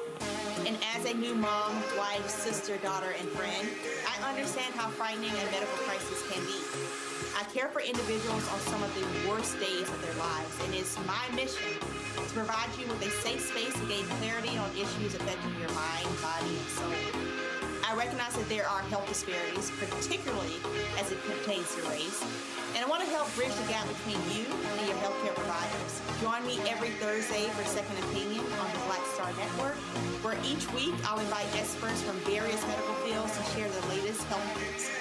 We'll discuss topics such as the vaccine debate, mental and sexual health, medical bias, infertility, menopause, andropause, nutrition, and aging. Together with my medical colleagues, we aim to provide you with a second opinion. Don't miss it, Thursdays only on the Black Star Network.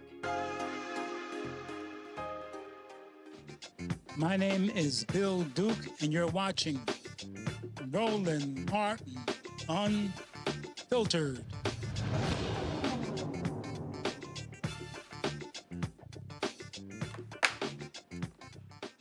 Folks, we've been covering for a long time the drama with North Carolina St. Augustine's University. They now filed for Chapter 11 bankruptcy protection to restructure its debt.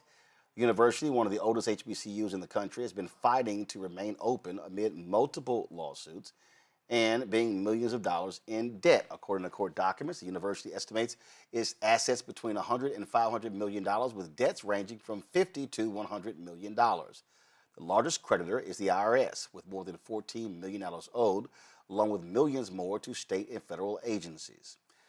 This, of course, we've seen lots of drama here. You're talking about they've had multiple presidents, change in board leadership. We've been trying to get their new board chair to come on the show to talk about the vision, but they've been declining. I'm literally emailing them right now saying, hey, when can we get them on? So I would hope that Sophie Gibson and Angela Williams who was the Associate Vice President of Global Marketing and Communications, would actually come and talk. Now, why is this important? Bottom line is this here, okay? You can't be an HBCU and asking black folks to step up and help you out of a situation, but then you don't want to come talk to black folks. Folks need to know what's going on. They need to be aware of what's happening with this institution. There are students, there are alumni who actually care about St. Augustine's. And they want to be able to help. But when you have had an administration, as we said, we've invited multiple presidents, multiple board members, the last two board chairs to come on the show to discuss it. They have not. You might remember we went down to North Carolina. We had a live broadcast talking to alumni about what was going on there, getting an understanding of all the various issues, talking about them because we care about our institutions. Well, one of the folks who was there was Stephen Williams, the former National Alumni Trustee-elect of the board. Now, mind you, he was elected to the board, but they wouldn't let him take his position. He joins us right now. Stephen, glad to have you here. I mean, that still was crazy. You were elected to the board, and the board refused to allow you to actually serve. Yeah, absolutely right. And before we go into it, Roland, thank you for everything that you've done and to help us with getting this message out to the atrocity, because what we call it is the theft of a 159-year-old university. So, yes, I was elected to the board by the alumni, the national alumni, and the board blocked me from being seated. And I had to rerun for my seat, and hopefully I'll retain that. I won't find out until May 8th. The elections were already, done and ended. So hopefully I've retained my seat, and we'll see what happens. But this news is heartbreaking. This is something that no alumni wanted to ever see. And it's almost like not knowing what's going on in your own household, and you're walking in into everything has changed. And this is basically what happened with our university, because this board of trustees has never had a conversation with alumni. And it's just been, trying to pull teeth to even get a dialogue or an email or response. I mean, even today, we were planning on, dates to go there and clean up the campus like we normally do. My group that I helped co-found, Falcons Unite, we were, in the lead of that. And they sent out an email reply saying we can't come on campus. And again, we're just coming on to clean up. So, and it's funny that they say we can't come on campus, but 75% of the board that's sitting now has never touched down on the campus. So that's really a really funny statement that they sent out tonight. So. Well, and I mean, here's the thing. I'm not a graduate of the university. I'm not from there. I'm somebody who's on the outside looking at this. And I'll be honest, this gives me the impression that there are a group of people who are trying to sabotage this university and, frankly, sell off it in parts. Because that's what it feels like. That's what like. Why would you continue to accrue debts? Why would you continue to begin to, how are you not negotiating with people? How are you still entering bad deals? I mean, it is just insane to me to watch what has been going on the last several years with this institution. Let me tell you this. So the worst thing about it, I mean, all of that, what you're saying is right. You're right on point. But they've taken 3 drawdowns. And as you know, they took 3 drawdowns from a company, basically Gothic Ventures, that, yielded them, a loan for $30 million. And they took 3 drawdowns of that, which was at 24% interest with a 1.5% prepayment penalty on top of that. So none of those funds were used to do anything, any structural thing to the university. They didn't pay employees, all of those people that are listed. If you even look at the bankruptcy filing and those individuals that are owed, those are a lot of students. They were supposed to give refund checks back to the students. So a lot of those students' names that are on there, they never received it. But it's funny because the previous administration said all the students were, remitted refunds. So that basically now contradicts what that administration said. So now you're sitting back and you're looking at all this stuff, and we have buildings that have been broken into. This board couldn't even raise enough money to get 2x4s and wood buildings to cover up the glass that had been broken up, just, to cut off the entryways for vagrants so they couldn't get in. I mean, we have archives that have been broken into and salvaged. And I'm going on record to say the Delaney sisters' furs have been stolen from the campus. So when you see those and you know that that's gone, They never even tried to secure that area. That is still open. Faculty Unite, we just raised enough money now to actually get some cameras put in those areas to secure the church, because the church was broken into as well. And we have cameras up there, which we're going to put in security so they can see. And then we have cameras that we're going to put on the backside of the school, right where they were entering, where really security can't see from their vantage point where they are on the campus. So it's those things that we're doing. This administration, this board of trustees couldn't even do that, and they haven't done anything. But still and yet, they sit in their seats and they sit there and watch all these things happen, and they don't care. They don't talk to alumni. They don't do any of these things. And the question we asked them, what did you do with those funds that you took from Gothic Ventures? Because you didn't put them back to where they belong. Now the university is left with that debt. So why are you here? And why are you sitting in that seat when actuality, that's for somebody who really loves the institution, who really shows that, look, this is what it means to love this HBCU. We're going to fight for it to get our accreditation back. And, you know, it may take us 10 years to even accomplish that.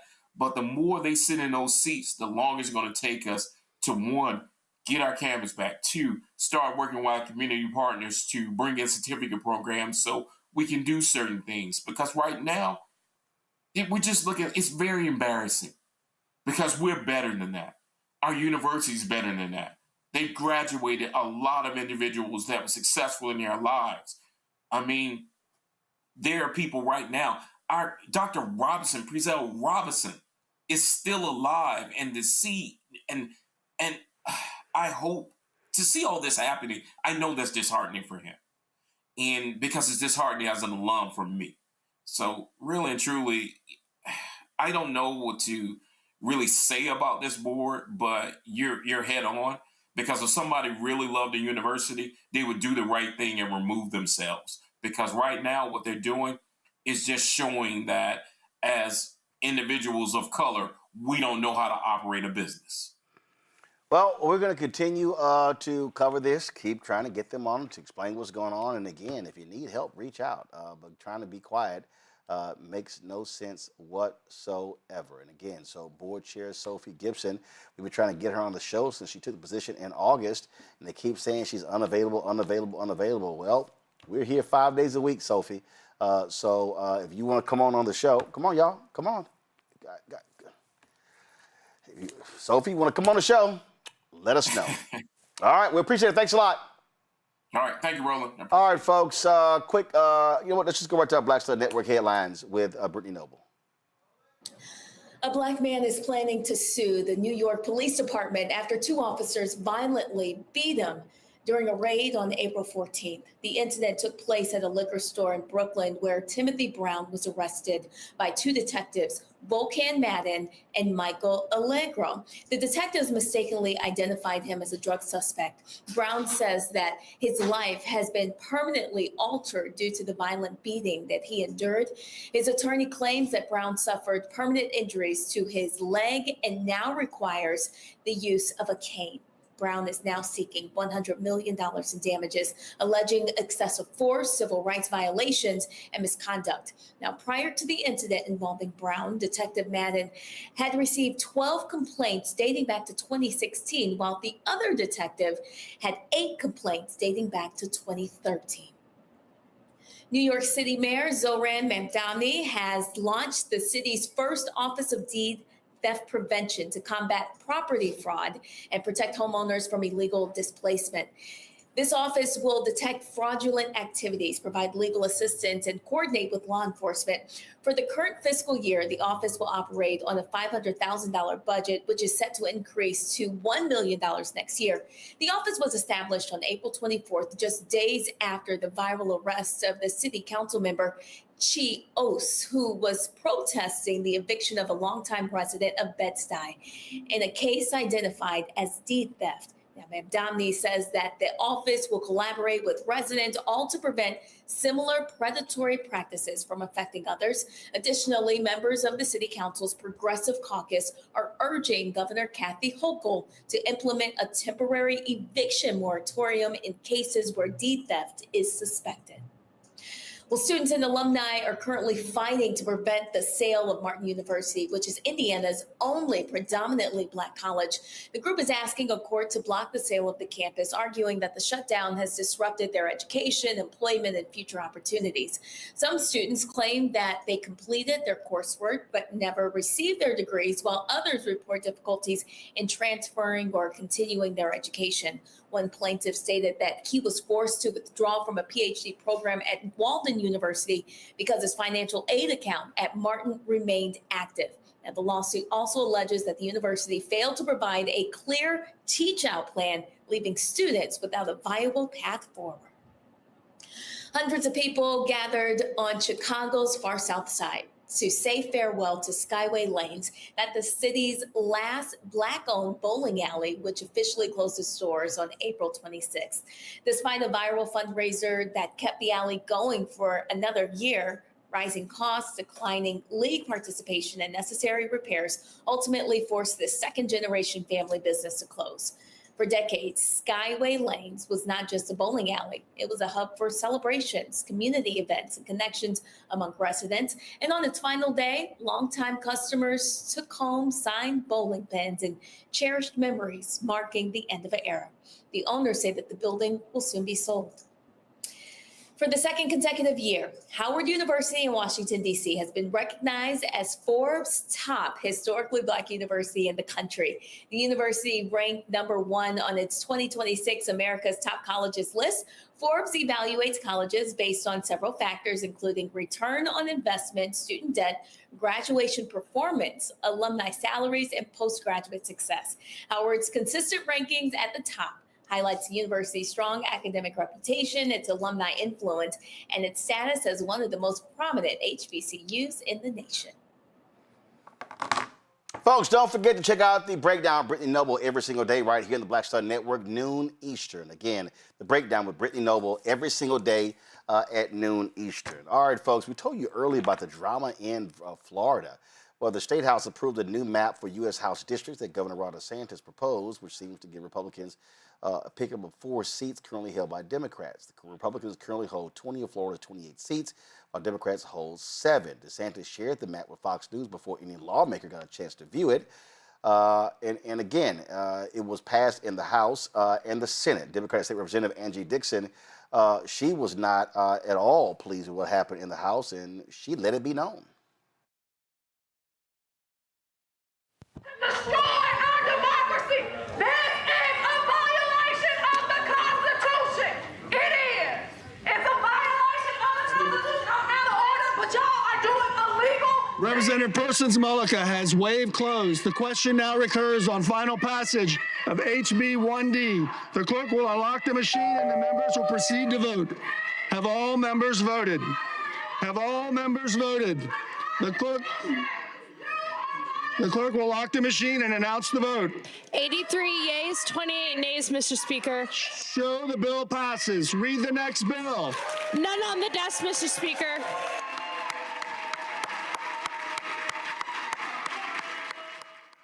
Now that was the vote that took place in the House. It passed 21-17 in the Florida Senate. And someone actually posted a video earlier, and I saw it on social media, and they said that, you know, it was shameful in Florida when it passed in the in the Senate, and nobody applauded.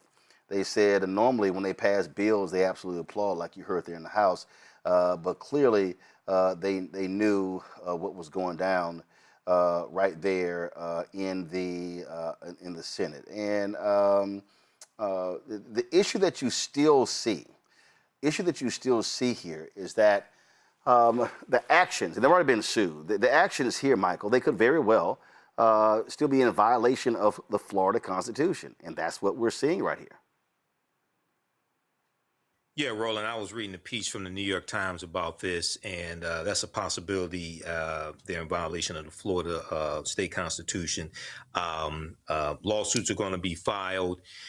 But the fight continues. So we have to understand these people don't care anything about the rules, though.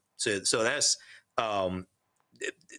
the only thing. So we have to be vigilant. We have to really engage with the ground game. And in Florida, so we've had this conversation before about building the infrastructure in Florida, investing in Florida.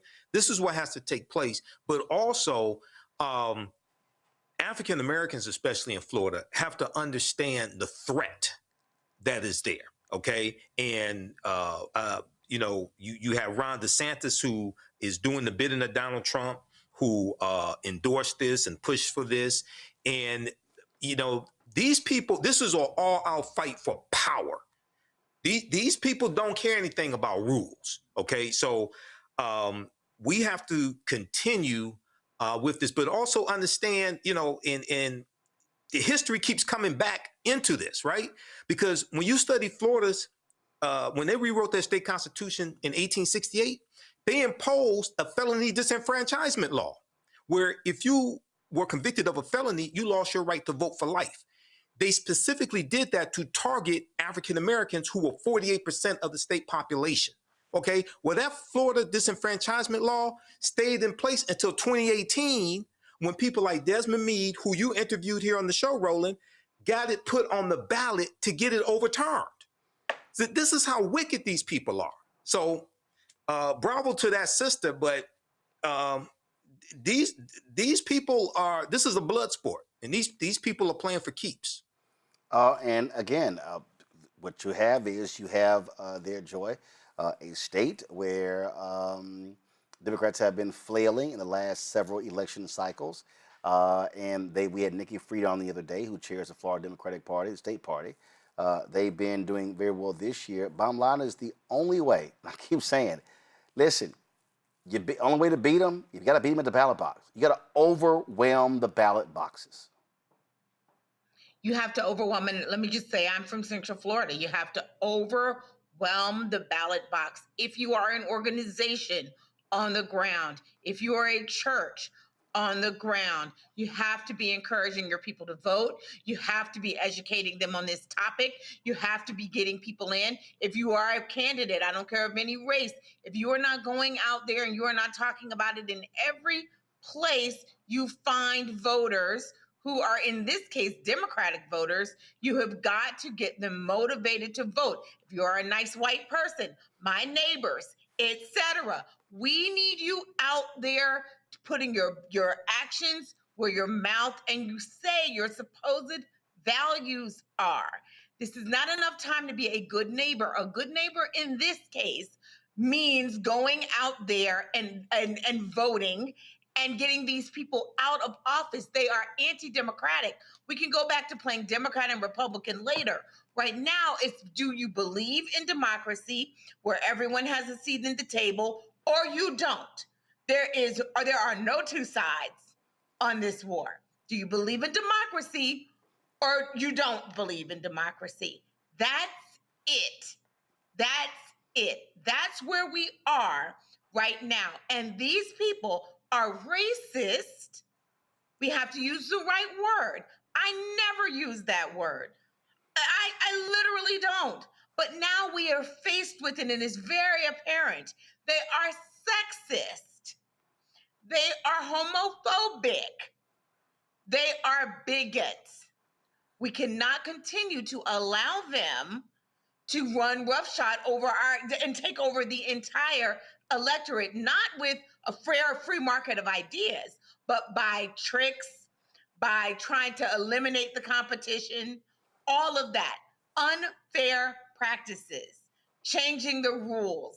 Even in violation of the Constitution, they understand that they can get a lot done in the interim while we try to undo it.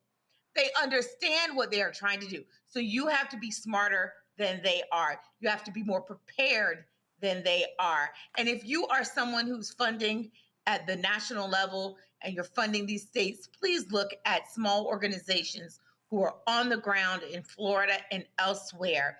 They need your resources to do what I just said. We're in a war.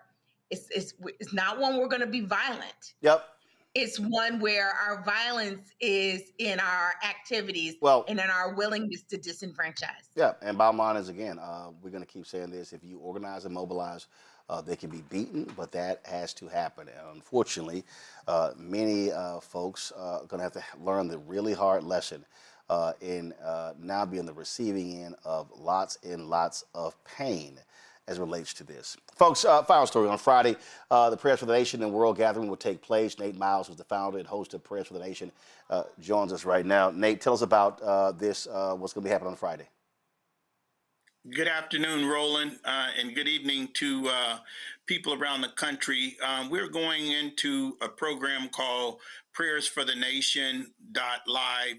And what this is an opportunity for people, interfaith program for people of all races and faiths to come together and say prayers, uplifting stories, talking to one another, have a dialogue about kind of what's going on right now and really uplift some hope in the country right now, because we're kind of at one of those points in the country where, and in the world for that matter, where people feel as though things are a little bit depressing, and when it starts to get depressing and divisive, anxiety runs high.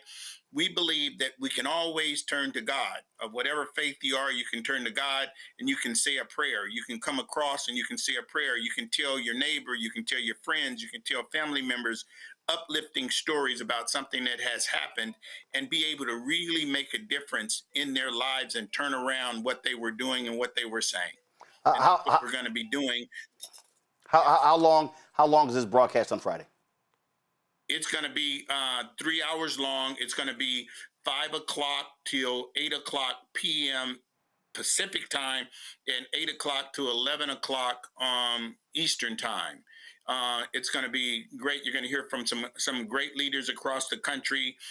Derek Johnson from the NAACP, Joe Takei from the Win with Women, Sister Dr. Gina Stewart, some of the people on there, and we may even get a word from yours truly, Roland Martin, to bring a word. It's one of those great opportunities for us really to hear from some of our leaders, to join us in prayer, to join us to talk together about some of these things that's going on, all kind of civic leaders, religious leaders, who will be getting together and talking about this. And so it's a great opportunity. And it's not one of the things about this, Roland, it's not a one and done. We're going to be doing this because we know that this is not the last time. There's going to be something going on, whether it's a war overseas, whether it's something here in this country, that prayer is going to be needed for. And so that's really what this is all about.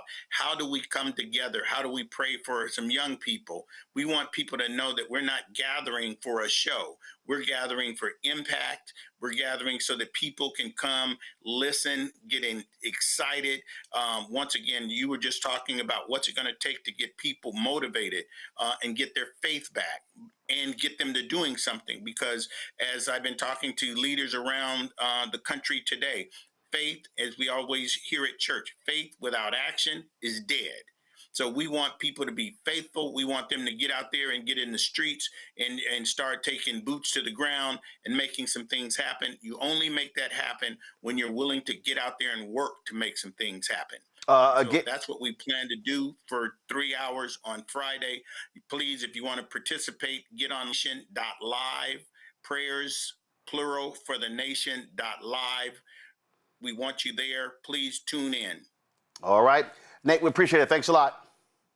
We appreciate you too, Roland. Thank you so much. And thank you for all you do each and every day. You give Black America and this country a chance to be heard, and you encourage us each and every day. Keep it up, brother. We appreciate you. I will do. I certainly appreciate it. Thanks a bunch. Let me thank Joy. Let me thank Michael Imhotep, as well as Michael Brown for being on today's show.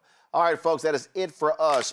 Tomorrow, we are going to be broadcasting live Shreveport, Louisiana, where Dr. Kevin Washington is leading a 2-day event that deals with the mental health of black men. We're going to be at Mount Canaan Baptist Church in Shreveport, live 5 to 7.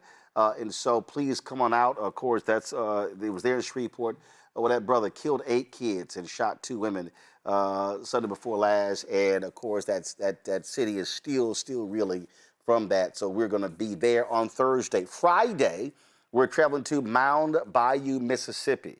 That, of course, is the oldest black town in the United States. And that's where Donald Trump is sending white Afrikaners who came here to farm. And so what the hell's going on there?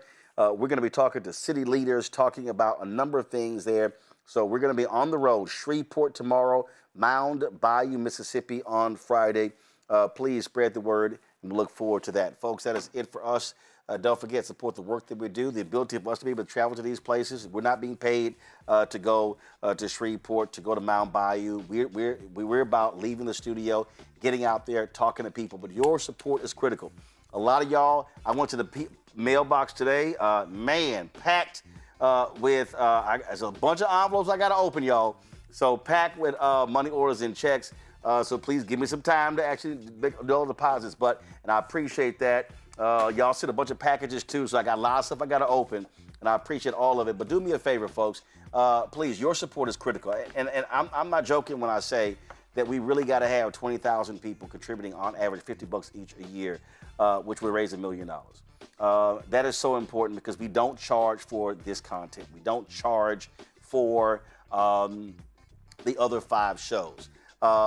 We could go to Patreon. We could go to some other way. We could create a subscription account. We don't want to do that because we want our content to be widely available for folks to be able to access it anywhere. That's why we stream on YouTube. We stream on Facebook. We post our content on social because we want as many people as possible to be able to access it. So your support is critical. And so Keenan sent me a text. We have, is it 37,000? What is it, Keenan? He sent me the number last night. Hold on, because I said it on the air. Give me 1 second. Since we launched this show, we have had, let's see here. Did he put it in Group Me or did he say it to me directly? I think he put it in our chat. So let me roll up. I want to give y'all the actual number. So since we launched this show, September 4th, 2018, we have had 47,901 donors. 47,901 donors. We're getting closer, of course, to 50,000. And listen, it'll be great if we got 3,000 tonight. The 3,000, listen, it's more than 3,000 who are watching right now. And if you have not donated, if 3,000 people tonight gave us on average $50, that'll raise $150,000. And so it allows for us to pay staff, to pay travel, to pay all the expenses that we have, and they're real. It's $195,000 a month. I know, I cut the checks. And so if you want to contribute to us via Cash App, use the Stripe QR code. You see it right here. That's also for credit cards. If you want to see in checks and money order, make it payable to Roland Martin Unfiltered, P.O. Box 57196, Washington, D.C., 2003 7-0196. PayPal's R Martin Unfiltered, Venmo's RM Unfiltered, Zelle, Roland at RolandSMartin.com, Roland at RolandMartinUnfiltered.com. Download the Black Star Network app, Apple phone, Android phone, Apple TV, Android TV, Roku, Amazon Fire TV, Xbox One, Samsung Smart TV. If you want to get our Roland Martin Unfiltered swag, please go to shopblackstarnetwork.com. And we've got our hats and T-shirts and hoodies.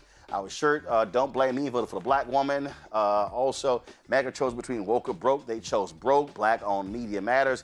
All of our stuff right there on the website, so go to get it. And also, all the products that you see right here, these are all black-owned products. All these companies are available on our shopblackstarnetwork.com marketplace. We created this as a way for black-owned companies to be able to interface with our fan base.